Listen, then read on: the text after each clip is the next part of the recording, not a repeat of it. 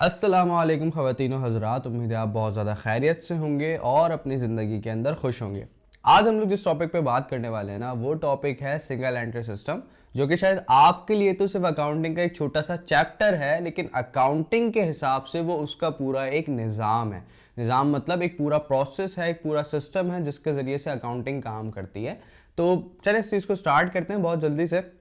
तो याद रखिएगा कि अकाउंटिंग में बेसिकली अकाउंटिंग को करने के, अकाउंटिंग को मुकम्मल तौर पे संभालने के, अकाउंटिंग को प्रोसेस में लाने के, अमल में लाने के 3 तरीके के सिस्टम्स मौजूद हैं। सबसे पहला सिस्टम है जिसको हम लोग कहते हैं डबल एंट्री सिस्टम, देन उसके बाद है कैश सिस्टम, और तीसरा सिस्टम आसान सिस्टम जिसको हम लोग कहते हैं सिंगल एंट्री सिस्टम। ठीक है जी। तो बात स्टार्ट करते हैं डबल एंट्री सिस्टम से, ताकि सिंगल एंट्री सिस्टम हमें बहुत बुनियाद से बेहतरीन तरीके से समझ आ जाए कि ये किस तरीके से डिफरेंट है बाकी दो निज़ाम से। पहला निज़ाम जो डबल एंट्री सिस्टम है, दरअसल डबल एंट्री सिस्टम नाम से ही पहचान लीजिए। डबल का मतलब होता है दो इम्पैक्ट, एंट्री का मतलब होता है किसी चीज को लिखना, रिकॉर्ड करना।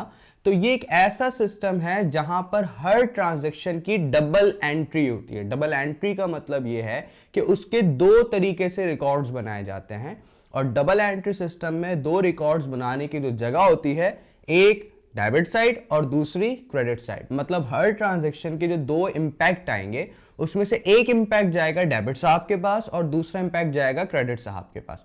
ये है आपके पास double entry system. Double entry system को आप एक्चुअल में मर्केंटाइल सिस्टम और एक्रूअल सिस्टम भी कहते हैं। वो इसलिए कहते हैं क्योंकि इसके अंदर दो आपके पास स्ट्रेटेजिक पॉइंट्स हैं। पहला पॉइंट ये है आपके पास जिसके अंदर वो आपको कहता है कि रेवेन्यू रिकॉग्नाइज जब तक नहीं होगा जब तक वो अर्न नहीं हो जाता, और एक्सपेंस जब तक ऑब्लिगेट नहीं होते, मतलब उसकी ऑब्लिगेशन जब तक आप पर नहीं लगती, वो एक्सपेंस नहीं कहलाएंगे। अब इसको आसान सी भाषा में समझ लेते हैं कि क्या बोला मैंने इतनी गाड़ी इंग्लिश के अंदर। वो ये है चंदा कि आपको भले कोई बंदा पैसे दे दे कुछ काम करने के, लेकिन आपके लिए वो पैसा जब तक आमदनी नहीं है, जब तक आप उसका काम नहीं कर देते, क्योंकि अगर आप काम नहीं करोगे वो बंदा आपसे आके आपके अपने पैसे वापस ले जाएगा। इसी तरीके से एक्सपेंस की जब तक ऑब्लिगेशन नहीं लगती तो एक्सपेंस नहीं बनता। कहने का मतलब ये है कि भले आपने महीने के शुरुआत में 3,000 रुपए की 3,000 रुपए की इलेक्ट्रिसिटी के पैसे रख दिए कि भाई इस महीने का जो बिजली का बिल आएगा वो मैं उससे भरूंगा, ठीक है जी। लेकिन वो 3,000 रुपए आपका एक्सपेंस कब तक नहीं बनेंगे, वो तो अभी आपके पास ही है ना।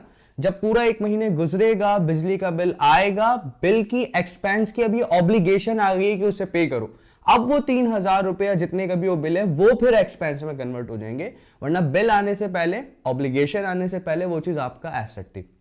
तो ये था आपका डबल एंट्री सिस्टम। अब जल्दी से समझते हैं अपने कैश सिस्टम को। कैश सिस्टम दरअसल एक ऐसा सिस्टम होता है जिसके अंदर सिर्फ एक दो बात है जो कि इस सिस्टम को बाकी तमाम सिस्टम से मुख्तलिफ कर देती है। कैश सिस्टम नाम से ही पकड़ लें, ये कहता है कि भाई कैश जब सिर्फ और सिर्फ रिसीव होगा जब लिखा जाएगा, जब कैश सिर्फ और सिर्फ पेड होगा, मतलब पेमेंट की ऑब्लिगेशन या रिसीव की ऑब्लिगेशन जब आएगी जब काम होगा। मतलब ये समझ लीजिए कि ये कैश सिस्टम मुकम्मल तौर पे क्रेडिट ट्रांजैक्शन को रोक देता है, या फिर क्रेडिट ट्रांजैक्शन का सिस्टम के अंदर कोई काम नहीं होता। बिल्कुल इसके बरक्स जो आपके पास डबल एंट्री सिस्टम था, वहां पर कैश का भी काम होता था, वहां पर क्रेडिट का भी काम होता था। अब ये कैश सिस्टम हमारे पास दूसरा निजाम है। तीसरे नंबर का जो अकाउंटिंग का निजाम है जिसको आज हम लोगों ने बेसिकली समझना था, वो है हमारे पास सिंगल एंट्री सिस्टम, जिसको डबल एंट्री सिस्टम और कैश सिस्टम का मर्जर कहा जाता है। अब आपको शायद अंदाजा होगा कि डबल एंट्री सिस्टम और कैश सिस्टम मैंने आपको स्टार्ट में क्यों समझाया था। सिंगल एंट्री सिस्टम दरअसल एक इनकम्प्लीट सिस्टम भी कहा जाता है, इनकम्प्लीट रिकॉर्ड्स के नाम से भी जाना जाता है, क्योंकि इसकी हर ट्रांजैक्शन का इंपैक्ट एक सिंगल एंट्री के अंदर आता है। डबल एंट्री सिस्टम में हर ट्रांजैक्शन के मिनिमम 2 इंपैक्ट है, यहां पर हर ट्रांजैक्शन का एक सिंगल इंपैक्ट आता है। इसी वजह से इस सिस्टम को इनकम्प्लीट रिकॉर्ड्स भी कहा जाता है। दरअसल ये सिस्टम इंतहाई आसान है और इसको करना, इस्तेमाल में लाना हर एक बंदे के लिए जो थोड़ी बहुत भी कैलकुलेशन करने जानता है उसके लिए बड़ा आसान है। लेकिन जो डबल एंट्री सिस्टम के अंदर अगर आपको प्रॉफिट एंड लॉस निकालना होता था ना, तो आपको पूरी एक अकाउंटिंग की साइकिल कंप्लीट करनी पड़ती थी। Journal, ledger, trial balance, adjusting entries, adjusted trial balance, income statement, balance sheet, then closing entries. फिर जाकर कहीं आपको कम से कम अंदाजा होता था कि आपकी फाइनेंशियल पोजीशन मतलब बैलेंस शीट से, और आपकी प्रॉफिट एंड लॉस की समरी क्या है, मतलब आपकी इनकम समरी आपको क्लियर हो जाया करती थी।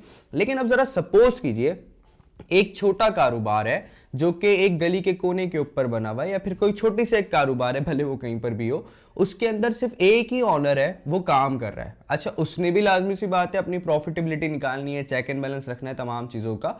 अब वो अकेला बंदा अगर ये तमाम काम अकाउंटिंग डबल एंट्री सिस्टम का खुद से करेगा, जर्नल से लेकर 7 स्टेप क्लोजिंग एंट्री तक चंदा, तो वो दुकान में एक्चुअल में काम कब करेगा? उसका सारा दिन तो अकाउंटिंग ही करने में निकल जाएगा। अच्छा, दूसरी बात ये, चूंकि वो एक छोटा बिजनेस है, वो ये भी नहीं कर सकता कि एक अकाउंटेंट को एक सैलरी के ऊपर हायर करे और अकाउंटेंट को बिठाकर बोले नहीं जी आप मेरा डबल एंट्री सिस्टम से मेरा रोजाना का प्रॉफिट एंड लॉस निकाल कर दें। तो इन तमाम सिचुएशन को देखते हुए कि भाई डबल एंट्री सिस्टम तो कोई छोटा कारोबार नहीं चला सकता ना, तो एक सिंगल एंट्री सिस्टम बनाया गया जो कि डबल एंट्री सिस्टम से इंतहाई आसान है इसको करना, और हर एक बंदा जो छोटी मोटी कैलकुलेशन कर सकता है वो सिंगल एंट्री सिस्टम के थ्रू प्रॉफिट एंड लॉस निकाल सकता है। लेकिन इस सिस्टम के अपने आप में कुछ फायदे और नुकसान भी हैं। अगर फायदों की बात की जाए तो सिंगल एंट्री सिस्टम का सबसे बड़ा फायदा यह है कि सिंपल है, इजी है, कोई भी बंदा इसको कर सकता है। दूसरा इकोनॉमिक है। इकोनॉमिक का मतलब ये कि इसके लिए आपको एक बहुत कोई तगड़ा पैसे सैलरी देकर एक अकाउंटेंट हायर करने की जरूरत नहीं है। आप इसको खुद से, चाहे आप गैर पढ़े लिखे इंसान है, बस आपको थोड़ी बहुत कैलकुलेशन करनी आती है तो आप वो कर सकते हैं। ठीक है जी। तीसरा पॉइंट चंदा ये है हमारे पास कि ये इजी टू कैलकुलेट प्रॉफिट है, मतलब इसके जरिए से आप अपने कारोबार की प्रॉफिटेबिलिटी, लॉस वगैरह बेहतर तरीके से निकाल सकते हैं। और चौथा इसका फायदा सबसे बड़ा ये है कि जो हमारे स्मॉल बिजनेस एंटरप्राइजेस हैं, स्मॉल कंपनीज हैं, या फिर स्मॉल छोटे मोटे से बिजनेस हैं, वो इसको बड़ी आसानी से इस्तेमाल कर सकते हैं। अगर नुकसान की बात की जाए तो इस सिस्टम के अपने कुछ बड़े नुकसान भी हैं, जैसे इस सिस्टम के अंदर लैक ऑफ एक्यूरेसी है। एक्यूरेसी का मतलब यह है कि आपको एक्चुअल में नहीं पता होता कि ये अकाउंट जो मेरे पास मौजूद है एक्चुअल में इतना है या नहीं, मतलब आप इसमें ज़्यादा चेक एंड बैलेंस नहीं कर सकते।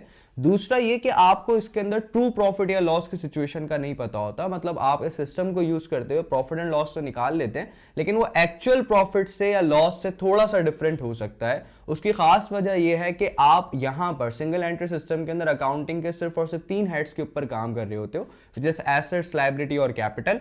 रेवेन्यू और एक्सपेंस की आप ज्यादा इसमें बात नहीं कर रहे होते हैं। अलबत्ता हाँ, ये हो सकता है कि आपका जब सिंगल एंट्री सिस्टम के हिसाब से एक प्रॉफिट आ जाए, देन उसके अंदर आप अपने एक्सपेंस और रेवेन्यू को मर्ज कर दें, मतलब अमलगमेट कर दें, देन उससे आपका फायदा ये होगा कि आपको एक ट्रू प्रॉफिट की सूरत हाल मिल जाएगी।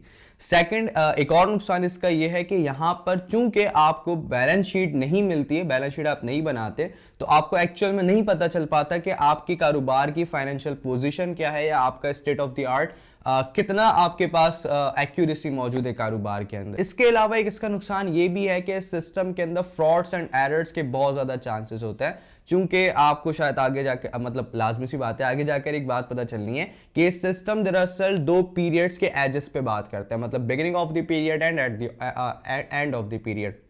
लेकिन लाजमी सी बात है कि ड्यूरिंग द पीरियड कोई बंदा उसमें एरर ला सकता है या फिर कोई बंदा फ्रॉड कर सकता है, तो उस फ्रॉड को पकड़ना आपके लिए इंतहाई मुश्किल हो जाता है।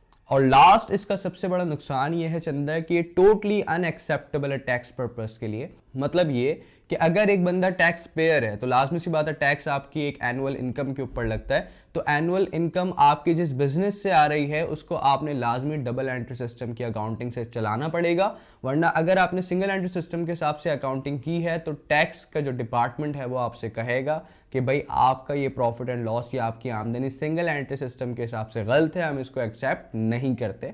और लाजमी सी बात है चंदा कि ये जो सिस्टम है, ये कारोबार जो छोटे उन्हीं के लिए बनाया गया, तो उनकी इतनी आमदनी भी नहीं है कि उसके ऊपर इनकम टैक्स लागू हो।